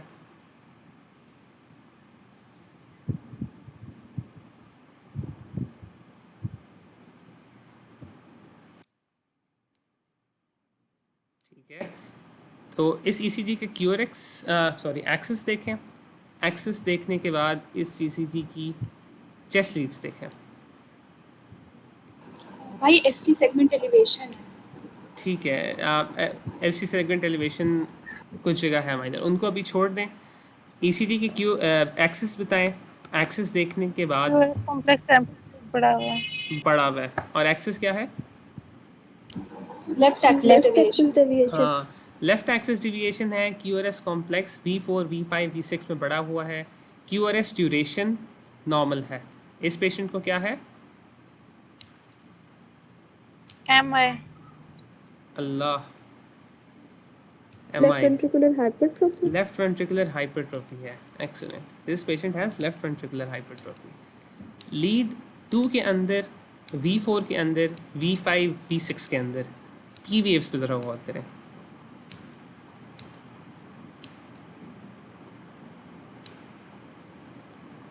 Two, 3, V4, V5, V6. Are these normal P waves? पूरी M की तरह M की डबल तरह है, की M है, की तरह जैसे पहले। बिल्कुल। तो इस ECG से आपको क्या पता लग रहा है अभी तक? What is this ECG telling you? Hypertrophy हुई है और एट्रिया डायलेटेड है। Excellent. So this patient has left ventricular hypertrophy and this patient has left atrial enlargement. So these ECG, these findings can be expected in a patient who has क्या diagnosis है इसका? Aortic stenosis. Aortic Aortic stenosis. stenosis. Excellent. Left heart failure. Left heart failure भी हो सकता है। तो हमने हो सकता है, बिल्कुल हो सकता है। एओर्टिक स्टेनोसिस की जो क्लासिकल प्रेजेंटेशन है, हार्ट फेलियर तो है ही है, it is the loss of consciousness. इस हार्ट पेशेंट में लॉस ऑफ कॉन्शियसनेस क्यों हो रहा है? पेरिफेरल वॉल्यूम कम हो गया। हाँ, बिल्कुल ऐसे ही है। पल्स वॉल्यूम कम हो गया है। जब ये इस पेशेंट में नॉर्मली हार्ट जो है वो increase, heart rate cardiac output increase कर लेता है, लेकिन जब स्टेनोसिस होती है during activity cardiac output increase नहीं हो सकता। जब कार्डियक आउटपुट इंक्रीज जब नहीं हो सकता तो पहली बात है ब्लड फ्लो नहीं होगा। उसकी एक प्रेजेंटेशन ये हो सकती है कि पेशेंट चेस्ट पेन के साथ है, दूसरी प्रेजेंटेशन ये है कि patient has loss of consciousness. तो दिस वाज एओर्टिक स्टेनोसिस। अगला केस जल्दी से देखते हैं। 55-year-old man presents with shortness of breath and pounding sensation for the last 5 months. Shortness of breath and pounding sensation. History, pounding sensation मतलब जैसे दिल धक धक कर रहा है या महसूस हो रहा है कि दिल जो है ना वो ज़ोर से कंट्रैक्ट कर रहा है। Palpitations. Excellent. तो इसको हम क्लिनिकली palpitations कहते हैं। Patient can say that this is a pounding sensation. ठीक हो गया। प्रीमॉर्बिड्स, हिस्ट्री प्रीमॉर्बिड्स। अब मैं आपको एक छोटा सा क्लू दूंगा, आप बता सकेंगे कौन सा वैल्वुलर प्रॉब्लम है। Marfan syndrome. History presenting complaint, pain इस पेशेंट में नहीं है तो पेन की हिस्ट्री हम नहीं लेंगे। Shortness of breath, this patient says that even on rest he has shortness of breath. Orthopnoea and paroxysmal nocturnal dyspnea are present. What is the classification? New York Heart 4. So New York Heart Association classification is 4. Examination. Pulse is patient का unremarkable for the sake of discussion. Blood pressure is patient का is 120/60. General physical examination पे फिर अब आते हैं। Pulse is 120/60. General physical examination से पहले चलो JVP और पैल्पेशन में बता देता हूँ, लिखना कम हो जाएगा। JVP is normal. Palpation is इस पेशेंट की पैल्पेशन में आपको मिल रहा है, सस्टेन नहीं होगा, डिफ्यूज हीविंग एपिक स्पीड है। जनरल फिजिकल एग्जामिनेशन पे एक ख़ास फाइंडिंग मैं आपको दो ख़ास फाइंडिंग्स आपको मैं दिखाना चाह रहा हूँ, वो हम देखते हैं जल्दी से। तो ये पहले साइन देखते हैं।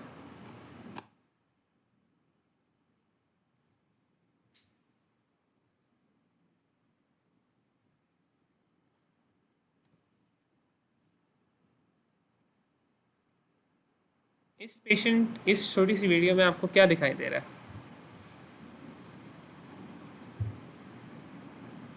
वीडियो सही तरह प्ले हो रही है, सबको नजर आ रही है?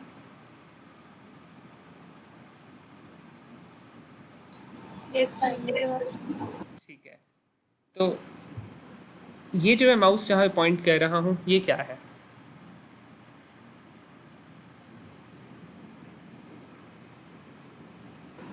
राइट क्लेविकल ही लग रही है। राइट क्लेविकुलर लग रही है।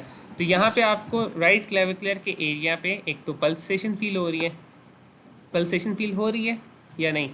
पल्स लग रहा है ना, नज़र आ रहा है, विजिबल पल्स है। Yes. तो this is a prominent carotid pulse. Prominent carotid pulse is called Corrigan's sign. ठीक है, तो one thing which you're seeing in this patient is Corrigan's sign, a prominent carotid pulse. दूसरा चीज, जब ये pulse आते हैं तो पेशेंट के सर पे आपने गौर करना है।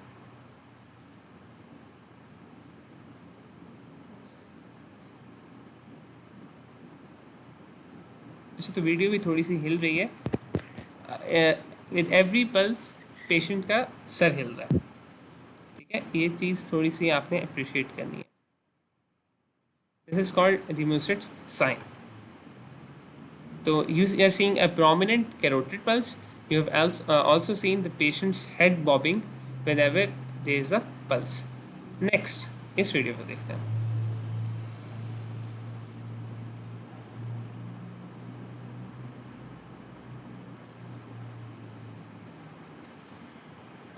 ऊपर वाले नेल को गौर से देखें, ऊपर वाला पेशेंट का है, नीचे वाला नॉर्मल है। What are you seeing in the above nail? Leukonychia. Excellent. एक तो ल्यूकोनाइकिया है, द नेल इज वाइट, एक नीचे से वाइट है। वाइट और जो पिंकिश एरिया है, इसका एक इंटरफेस है, क्या वो कांस्टेंट है या वो ऊपर नीचे हो रहा है?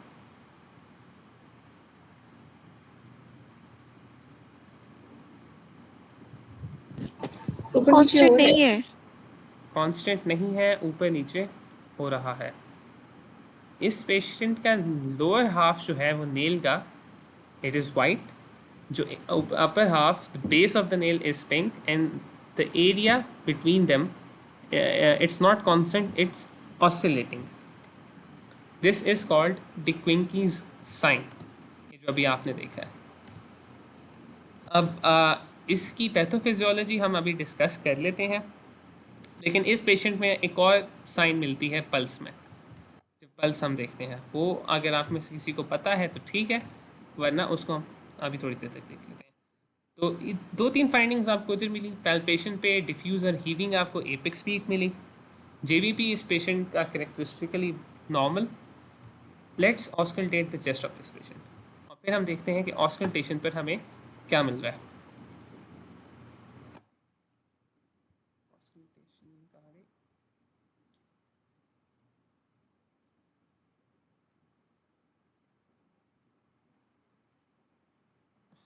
ठीक है, so when you auscultate the second intercostal space, parasternal border on the right side, this is what you hear.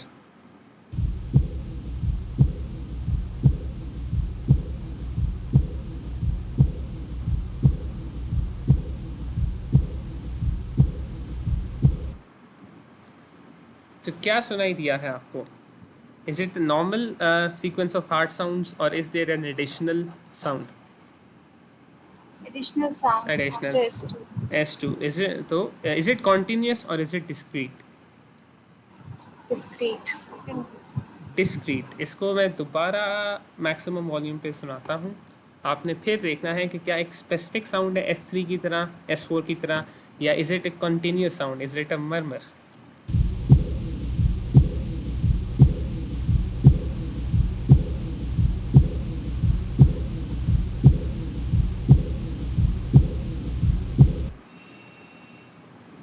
Continuous sound है? ब्लोइंग मरमर लग Continuous. रहा है, ब्लोइंग मरमर जैसे। हाँ, एक ब्लोइंग सा मरमर है, बिल्कुल एक ब्लोइंग सा मरमर है। तो दिस इज़ अ मरमर।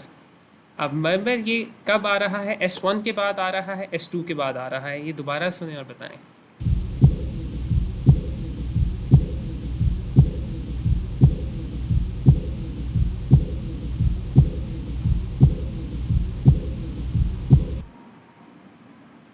S2 के बाद। S2 के बाद। S2 के बाद आ रहा है। तो अब एक और चीज़ इस मरमर की कैरेक्टरिस्टिक, एक और चीज़ हम देखते हैं। इस मरमर की इंटेंसिटी अगर अप्रिशिएट हो जाए, अच्छी बात है, नहीं होता कोई मसला नहीं। इस मरमर की इंटेंसिटी जो है वो S2 के फ़ौरन बाद ज़्यादा है या एंड पे, यानी कि मरमर स्टार्ट जब होता है S2 के फ़ौरन बाद मरमर स्टार्ट हो जाता है, क्या उस वक्त इसकी इंटेंसिटी ज़्यादा है या एंड पे? क्या ये राइज कर रहा है मरमर, क्या ये डिक्रीज कर रहा है या डिक्रीज decline? कर रहा है। एक बार सुने फिर बताएं।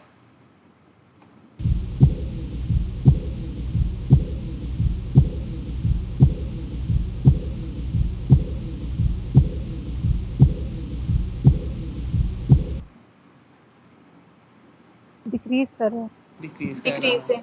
ठीक है, मुझे भी लग रहा है डिक्रीज कर रहा है। तो this murmur which you have heard in the second intercostal space on the right parasternal border, this is a diastolic murmur. If a murmur it decreases intensity from the start में ज़्यादा है, end पे ज़्यादा है, तो such a murmur is called a decrescendo murmur. A diastolic decrescendo murmur which is blowing in characteristic is heard in the second parasternal second intercostal space, right parasternal border. कौन सा area है ये? Aortic. Aortic. Excellent. तो this is the aortic area, और ये murmur aortic Aortic regurgitation. Excellent. So this is a murmur of aortic regurgitation. ठीक है, this is a murmur of aortic regurgitation. एक केस जल्दी से और मैं आपके साथ डिस्कस करना चाहूँगा shortness of breath, pounding sensation. Same, we have the same patient. ठीक है, उस पेशेंट से पहले दो चीज़ें हैं जो मैं बताना चाहता था. हाँ, अभी हमने माइट्रल स्टेनोसिस और माइट्रल रिगर्जिटेशन के मर्मर्स तो सुने हैं. एग्जामिनेशन फाइंडिंग्स जो हैं आपने डिफरेंस कंपेयर करें, नोट किया है. ब्लड प्रेशर स्टेनोसिस में इट वाज 110/90 और जो दूसरा है उसमें इट इज़ 120/60. एओर्टिक रिगर्जिटेशन में ब्लड प्रेशर 120/60 है. Why is it so? इसका क्या मतलब है? डायस्टोलिक भाई, क्योंकि मेंटेन नहीं हो पा रहा है, क्योंकि जो कंटिन्यूअस होता है ना उसके लिए जरूरी होता है कि वो एओर्टा आगे बॉडी में पास करे ताकि वो मेंटेन रहे. तो इसकी वजह से पल्स प्रेशर बढ़ जाता है, वो सारा बिल्कुल ब्लड रिगर्ज कर देता है, तो डायस्टोलिक मेंटेन नहीं हो पाता. बिल्कुल ऐसे ही है. तो diastolic pressure is not maintained और can not be maintained because in such patients there is regurgitation accident. तो इसकी वजह से क्या होगा, पल्स प्रेशर वाइड मिलेगा. जब आप पेशेंट की पल्स को पैल्पेट करेंगे तो वाटर हैमर या कोलैप्सिंग पल्स जो है वो मिलेगी आपको. जो बाकी सारे साइंस हैं, हेड बॉबिंग, नेल्स के अंदर वो विजिबल होना, वो सारे साइंस मिलेंगे. और इन सच अ केस रिगर्जिटेशन में क्योंकि लेफ्ट वेंट्रिकुलर वॉल्यूम बढ़ा हुआ है तो एक डिफ्यूज़ और हीविंग आपको एपिक्स बीट मिलेगी. अगर लेफ्ट वेंट्रिकुलर वॉल्यूम बढ़ा हुआ है या वेस्ट वेंट्रिकल के ऊपर आफ्टर लोड बहुत ज़्यादा है तो ईसीजी पे क्या चेंजेस मिलेंगे?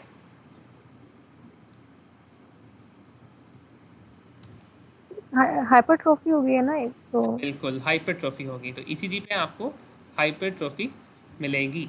ईसीजी पे लेफ्ट आपको लेफ्ट और टॉल क्यूआरएस कॉम्प्लेक्स भी ज्यादा बढ़ क्यूआरएस रहा कॉम्प्लेक्स बढ़ा दे रहा है, बिल्कुल लेफ्ट एक्सिस हाँ, ईसीजी पे फाइंडिंग्स मिलेंगी. और अगर ये ज़्यादा प्रोलॉन्ग होगी तो फिर ये होगा कि लेफ़्ट एट्रियल एनलार्जमेंट मिलेगी.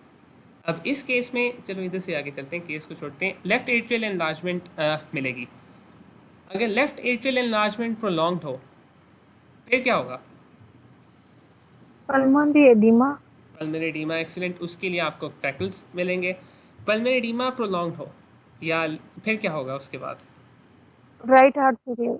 Excellent, right heart failure. तो राइट हार्ट फेलियर डेवलप होगा. अब एक ईसीजी बस मैं दिखाना चाह रहा था, उसके लिए इतना लंबा सीक्वेंस हमें फॉलो करने की ज़रूरत नहीं है. हम जल्दी से देख लेते हैं और फिर रिव्यू कर लेते हैं. अच्छा हाँ, इस पेशेंट का ज़रा ईसीजी देखें,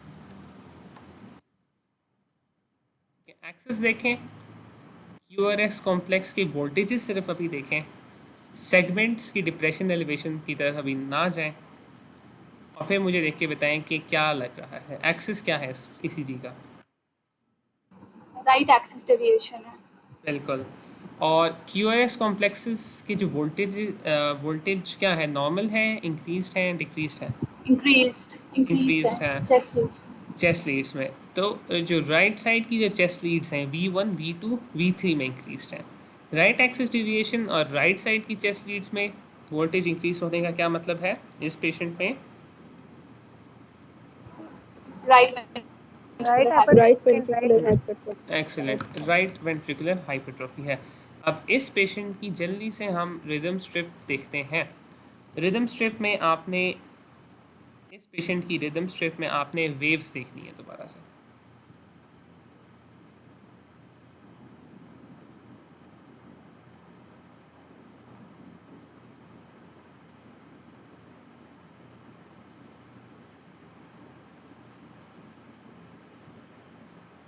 भाई टी वेव टॉल लग रही है. टी वेव टॉल लग रही है कंपेयर टू विच? आप किसके साथ कंपेयर कर रही हैं? Compare to P wave. T wave. तो टी वेव जब आपको टॉल लगेगी तो क्यूआरएस कॉम्प्लेक्स के साथ कंपेयर करते हैं. अगर उसके हाफ से ज़्यादा है तो टॉल है. इसमें टॉल है लेकिन टी वेव टॉल नहीं है, कोई और वेव ज़्यादा बड़ी हुई है.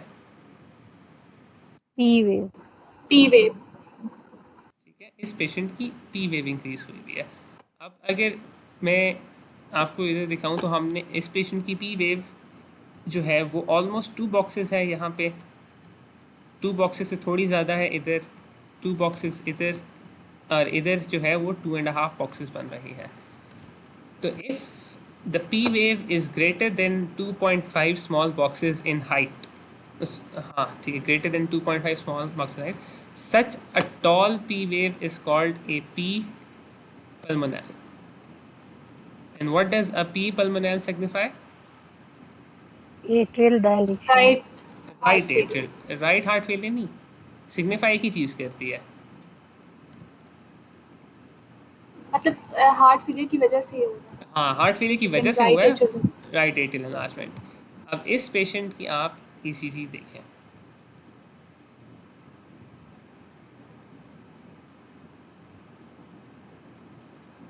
ठीक है, take a look at lead 2 and take a look how tall the P wave is और क्यू वेव कितनी छोटी सी इसके मुकाबले में. This is the Q R S, this is the T wave, then a large P wave. Okay. This is P pulmonale and it signifies, what does it signify? Right atrial Right enlargement. atrial enlargement. तो right atrial enlargement. तो ये मैं finding आपको दिखाना चाह रहा था इस सिनेरियो के थ्रू. तो just to revise, this was the normal P wave. अगर M बनता है तो left atrial enlargement है. अगर हाइट इंक्रीज हो जाती है greater than 2 boxes, it's right atrial enlargement. अगर दोनों हो जाए तो it's right plus left atrial enlargement. इस बॉक्स को आपने एक बार रिव्यू कर लेना है. तो आज हमने 4 लीजन्स देखी हैं. We have seen mitral regurgitation, the characteristic in the form of rheumatic heart disease. We have seen mitral stenosis, aortic stenosis and aortic regurgitation. इन दोनों की कैरेक्टरिस्टिक्स जो हैं वो इस टेबल में वेव फॉर्म्स भी हैं, वो आपने लाजमी एक बार देख लेना, एडिशनल फीचर्स. और फाइनली इस टेबल में रिव्यू हुए हैं. ठीक है, अब एक पेशेंट अगर है, जल्दी से उसकी ब्रीफली एक दो चीज़ें डिस्कस कर लेते हैं. अगर एक पेशेंट है और उसको वॉल्वुलर प्रॉब्लम है, तो ज़ाहिर बात है वॉल्वुलर प्रॉब्लम को नहीं हम मतलब वैसे तो नहीं उसको जाने देना, कुछ तो करना है उसका. So, what are the treatment options for a patient who has valvular, who has a valve problem? Valvuloplasty, valvular replacement. ठीक है, excellent. So one is valvuloplasty. और क्या है? Valvular replacement. ठीक है, और एक और ऑप्शन है. अंडरलाइंग कॉज को ट्रीट करना. एक्सीलेंट. कॉज को तो आप ट्रीट करेंगे, स्पेसिफिकली वॉल्व के लिए क्या करेंगे, मैं उस तरफ आ रहा हूँ.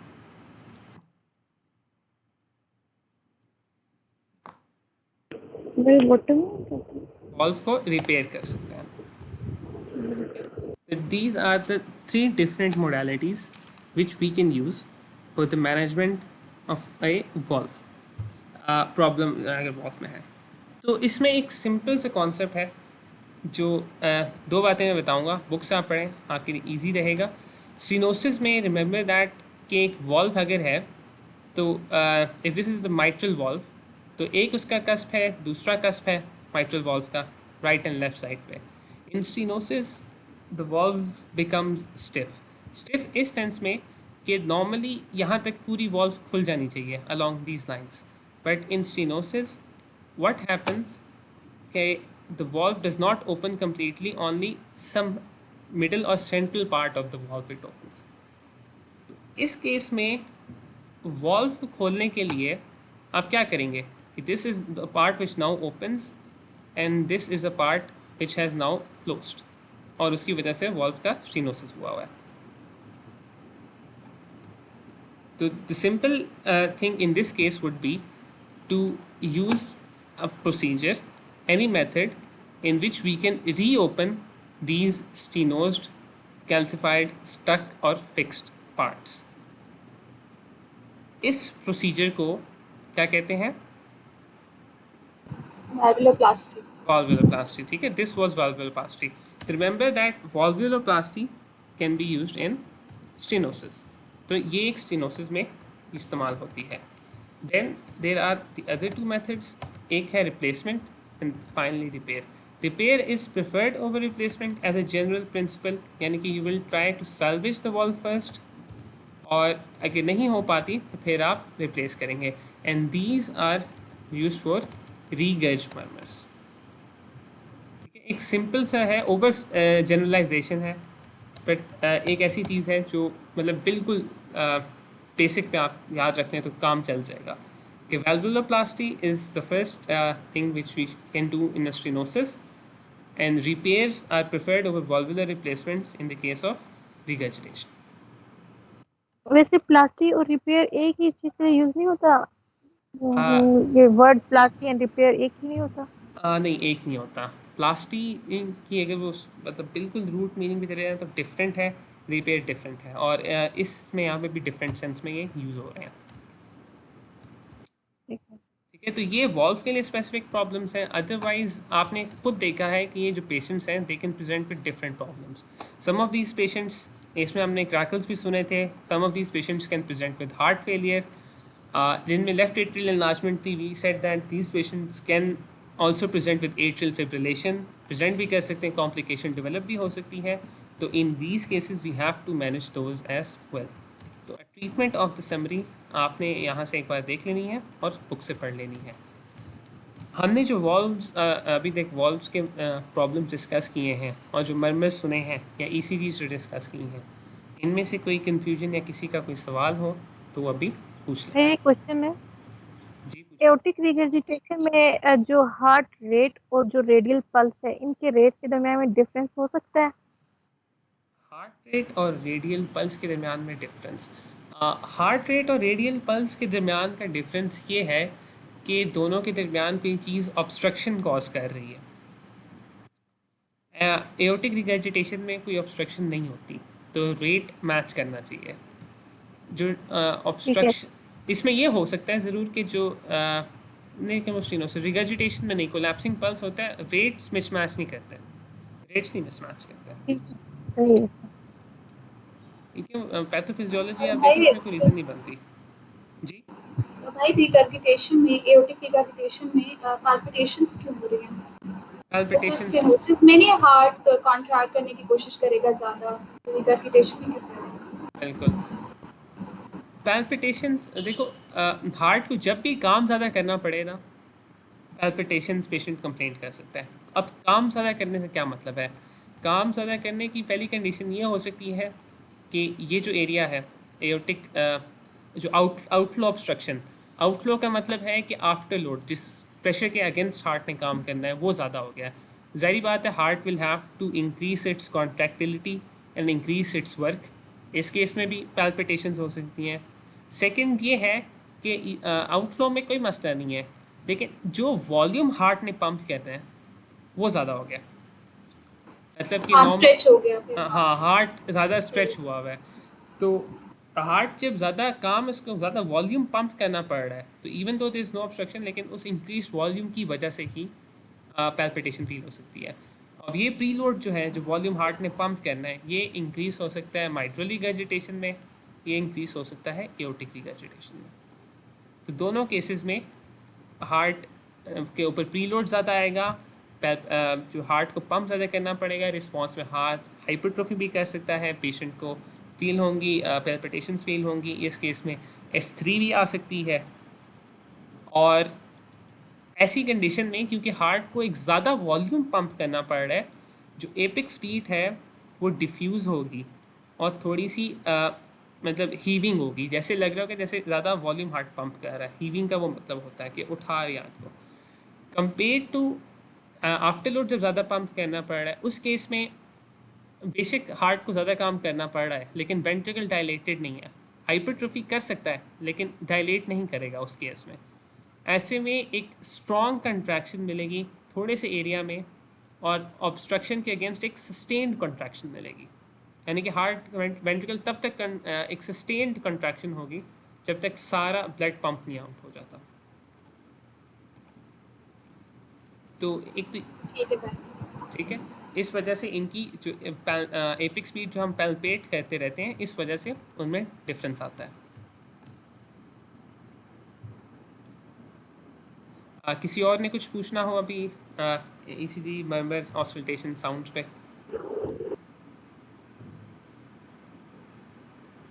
अच्छा, आज एओर्टिक स्टेनोसिस में सिस्टोलिक ब्लड प्रेशर नॉर्मल होगा? एओर्टिक स्टेनोसिस में सिस्टोलिक ब्लड प्रेशर नॉर्मल, ठीक है। एओर्टिक स्टेनोसिस में सिस्टोलिक ब्लड प्रेशर जो है वो normal under normal resting circumstances या इस पेशेंट में नॉर्मल हो सकता है। स्टेनोसिस के चलो थोड़ी सी पैथोफिजियोलॉजी देखते हुए चलते हैं। स्टेनोसिस का जो प्रॉब्लम होता है उसमें एक आउटफ्लो ऑब्स्ट्रक्शन होती है। जब लेफ्ट वेंट्रिकल कंट्रैक्ट करता है तो आउटफ्लो एक ऑब्स्ट्रक्शन है, उस वॉल्व के अंदर से ब्लड बाहर नहीं आ पा रहा। इस केस में हो गया ये कि ब्लड प्रेशर की जो पीक है वो एक थोड़ी सी लेट आएगी, यानी कि जो पल्स है नॉर्मल कंडीशन में जो पल्स है, एक सेकंड मैं करता हूँ। लेकिन भाई कम होगा, इसीलिए तो सिंकपी हुई थी सिस्टोलिक का। हाँ बिल्कुल बिल्कुल ऐसे ही है। मैं आपको एक चीज़ दिखाना चाह रहा था। देखो नॉर्मली ये है कि जो पल्स है, अगर मैं पल्स की वेव फॉर्म ड्रॉ करूँ तो आपको पता है पल्स की वेव फॉर्म कुछ ऐसी होती है, लेकिन उसको ज़्यादा सिंप्लीफाई करता हूँ। नॉर्मल सर्कमस्टांसिस में लेट्स से पल्स की वेव फॉर्म ऐसी है। अगर एक ऑब्स्ट्रक्शन है जो ब्लड में आ रही है तो in this case the pulse will be slow rising, लेकिन राइज जो है it will be the same under normal situations. But if there is an increase demand from the body in cases of मतलब physical stress, exercise, कोई काम करने की सूरत में, उस केस में ये है कि even though it's slow rising the obstruction heart will not be able to increase the requirement, heart will not be able to increase the cardiac output, वह अपना इतना इंक्रीज नहीं कर पाएगा कि रिक्वायरमेंट होगी। इन दोज केसेस जो एक राइज होना चाहिए ना हार्ट रेट में ताकि ब्लड प्रेशर मेंटेन हो सके, वो नहीं होगा। तो जब वो ब्लड प्रेशर मेंटेन नहीं होगा और स्लो राइजिंग होगा तो देन देयर विल बी सिंकपी। और अगर वही मतलब फ्लो मेंटेन नहीं हो रहा, परफ्यूजन मेंटेन नहीं हो रही और कॉरोनरी आर्टरीज में नहीं हो रही, in that case there can be angina. But in resting circumstances जो मैकेनिज़म्स हैं वो एक तरह से इक्विलिब्रिएट हो गए हैं स्टेनोसिस की वजह से, राइट वेंट्रिकल हाइपरट्रॉफी करके, ताकि रेस्टिंग में ब्लड प्रेशर मेंटेन हो सके। लेकिन जो ही हार्ट की एक्टिविटी इंक्रीज होगी वो मेंटेन नहीं हो पाएगा।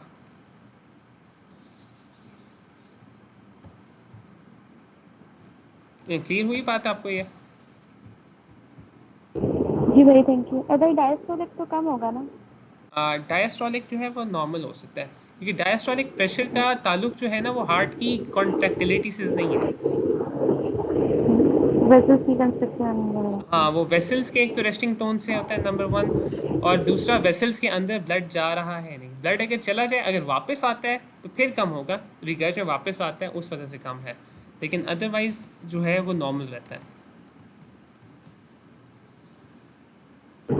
Okay thank you ma'am. एकदम। अच्छा, आज का थोड़ा सा सेशन जो है वो रफ सा गुजरा है, काफ़ी रफ से गुजरा, क्योंकि काफ़ी चीज़ें थी जो मैं नहीं सही तरह से तैयार कर पाया मैं, और सही तरह से बहुत सारी चीज़ें कन्वे भी नहीं कर पाया। तो मैं उसके लिए थोड़ा सा आपसे अपोलोजाइज़ करूँगा सबसे कि मुझे बेहतर तैयार कर लेना चाहिए था। बहुत सारी चीज़ें जो मुझे अभी तक इनमें से सही तरह नहीं आती, लेकिन उसके बावजूद मैं इतनी उम्मीद, चलो अच्छी बात है, बस मैं इतनी उम्मीद करूँगा कि आप लोग इसके बाद जो है ना किताब थोड़ी सी आसानी से पढ़ सकेंगे, और इसी चीज़ और मर्मर्स की जो ऑस्कल्टेशंस है ना, अगर कुछ नहीं आता है तो एटलीस्ट वो जो है ना आपको क्लियर हो जाए। तो मैंने इसलिए ज़्यादा फोकस उन पे किया है। बाकी बहुत ज़्यादा चीज़ें, सिनेरियोज भी थोड़े से इनकन्सिस्टेंट थे, लैकिंग थी, सारी चीज़ें मैं सही तरह एक्सप्लेन भी नहीं कर पाया, तो उसके लिए मैं थोड़ा सा बस अपोलोजाइज़ कर रहा हूँ। बाकी अगर आप देख लीजिएगा, मैं ये कहने लगा था कि CBS इंशाल्लाह एंडोकार्डाइटिस एक रहता है वो कल करेंगे, उसी के साथ रेस्पिरेटरी सिस्टम शुरू कर देंगे। कोई और सिस्टम मैं पूछ लेता हूँ मैसेज करके ग्रुप में, तो कोई भी अगर क्वेश्चन होता है इसको एक बार कर लें CBS को पूरा, कोई क्वेश्चन होता है जो डिस्कस कर लेंगे, और इन टाइम इसका एक थोड़ा सा क्विज भी रख लेंगे MCQs का जो प्रॉफ में आते रहे, ताकि सिस्टम अच्छी तरह से कवर हो जाए।